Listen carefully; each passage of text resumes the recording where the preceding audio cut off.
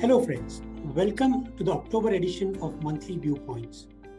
Globally, markets are climbing a wall of worry on a number of fronts such as rising energy prices, supply chain disruptions, higher inflation, and rising yields, and continuing uncertainty in China. At the same time, in India, with no major earnings upgrades, India's relative valuations have become richer after the continuing rally in equity markets.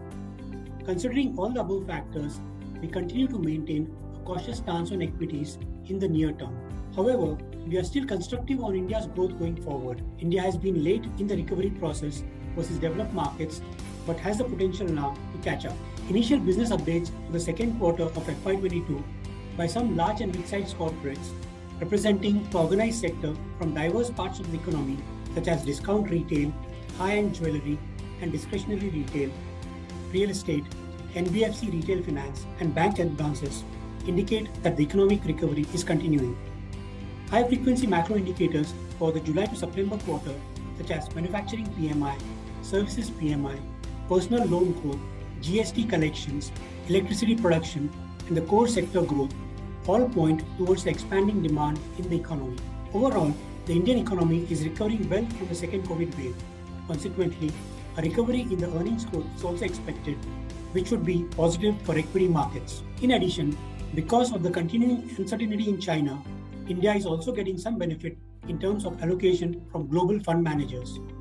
While China has underperformed in the past few months, India has done relatively better amongst emerging markets, and this can be expected to continue. Overall, the market still has legs to continue rising, although we may see intermittent corrections. Investors should use any correction to add to the equity exposure. One theme I'd like to highlight is the digital transformation of Indian equity markets. The number of unicorns has surged in recent years, enabled by the rise of the internet ecosystem, accelerated consumer adoption during COVID, availability of private capital, and the favorable regulatory environment. Several new economy unicorns are heading for IPOs in India.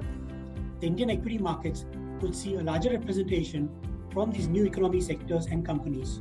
As the large digital IPOs get included in the indices, we envisage a younger, faster-growing, digital but more expensive Indian equity index based on China's experience over the past 2 decades. Given the increasing regulatory risk in China, IPOs of new economy companies are likely to see strong investor demand, and the ensuing capital flows could keep equity valuations high. Secular growth potential of the new economy sectors lends support to a medium-term constructive view on equities. Investors can find attractive return opportunities as long as they don't overpay for growth. We offer a basket of funds for investors to choose from.